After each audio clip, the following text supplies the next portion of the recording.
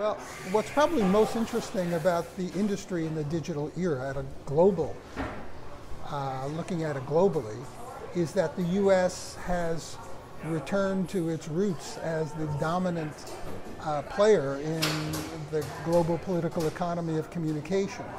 This is especially the case in new media with Google, Facebook, Apple, Microsoft, Twitter, Amazon dominating a whole number of the sectors in social media, mobile communication, but also in traditional ones. Amazon now owns one of the largest newspapers in the United States. They have invested heavily in audiovisual media, and so increasingly the U.S. is the dominant international force. And whereas in the past challenges might come from Europe, for example, today I would argue that the primary challenge to the U.S., especially in the areas of new media, comes from China, where leading companies like Alibaba, Tencent, and others have established, with considerable government support, dominant positions in the new media sector.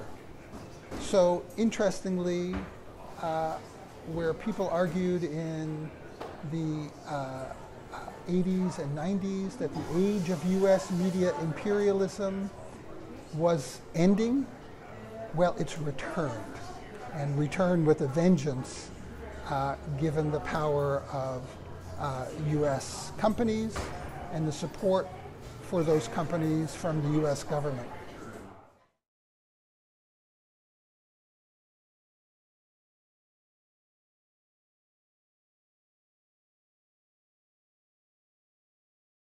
Well, I mean, it's certainly the case that many of the new media companies have become dominant players in the audiovisual industry. So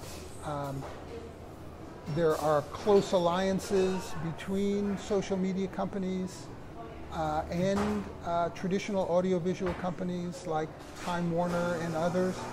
But clearly the U.S. has a strong foundation in telecommunication and internet-based media that is giving it significant leverage to control television, radio, print and online journalism, and using these as a base to control other industries.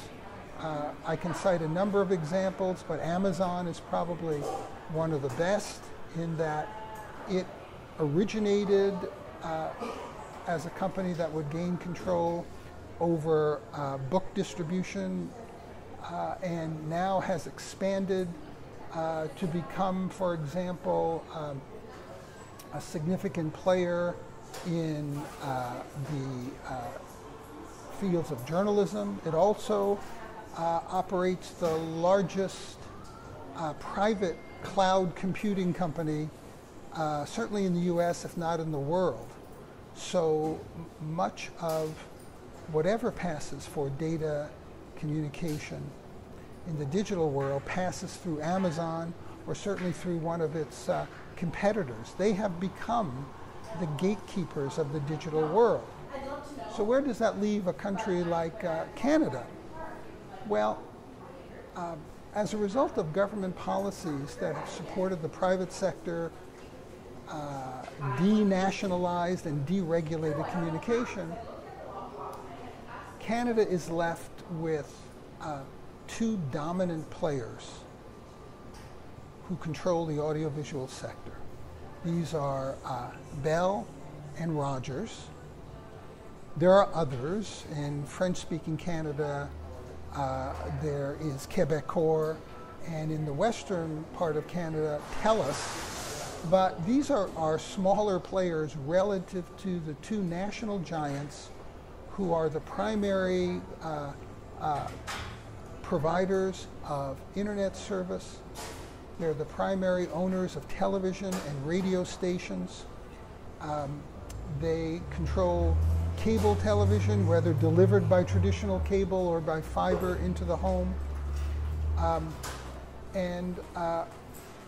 They are now the dominant forces in Canadian media. So in essence, we have a duopoly that controls pricing and access and content in Canada. So whereas in the past, Canada was a pioneer in internet, not in internet, but in information policy and practices.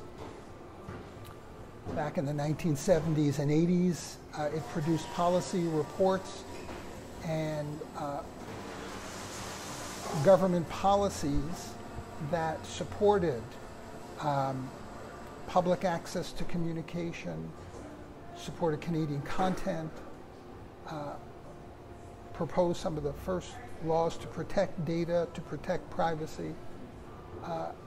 From the mid-1980s on, it's departed from those quite imaginative and progressive policies and policy recommendations to become a country that is by and large driven by an oil-based economy. It's become literally a petrostate that leaves it to the private sector to control communication.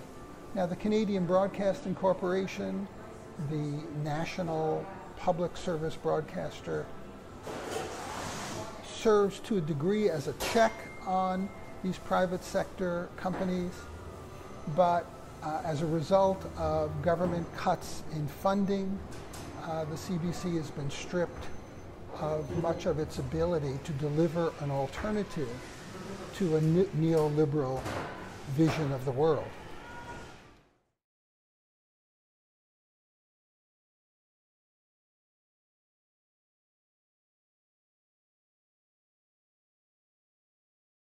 Well, what Canada demonstrated many years ago with its creative policies around Canadian content and protection of citizen rights is that it was possible to establish progressive practices and policies, but it set those aside in favor of a private sector, commercially driven system. The main barriers are ones that people are familiar with. They're the power of business and the support of government, what we have called a neoliberal government for those corporations.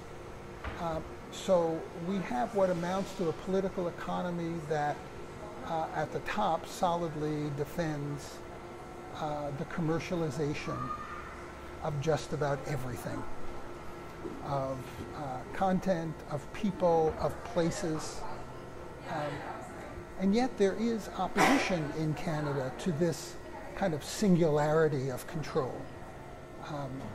And there are a number of progressive public interest groups and organizations.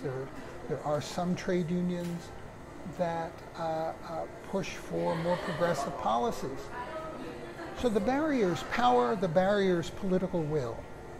Hopefully with a change in government at the federal level, we will see at least the restoration of more diversity in public policy. For example, to restore funding to our national broadcaster. The CBC has been starved for the resources. Let's restore those.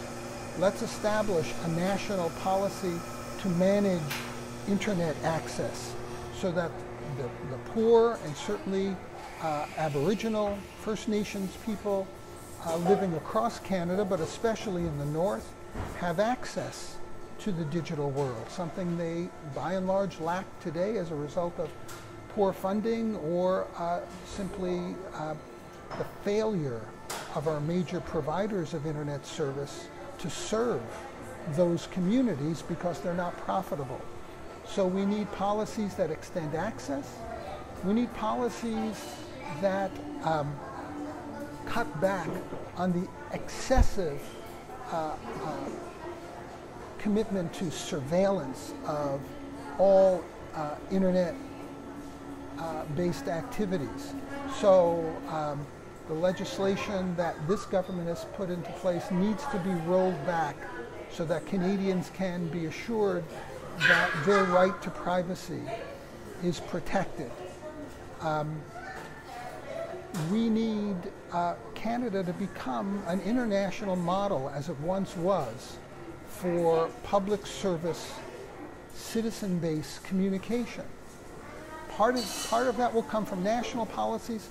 Part of that will come from Canada's willingness to join with other societies that are thinking in terms of public interest-based communication. Right now, Canada is, with a few exceptions, by and large mirrors the United States commitment to the commercialization of everything. In fact, in some areas, like that of network neutrality, Canada lags the US in its commitment to ensuring equal access to communication. So hopefully, with a new government in place, Canada will be able to restore some of the more progressive and democratic policies and practices in the past. But there is no guarantee.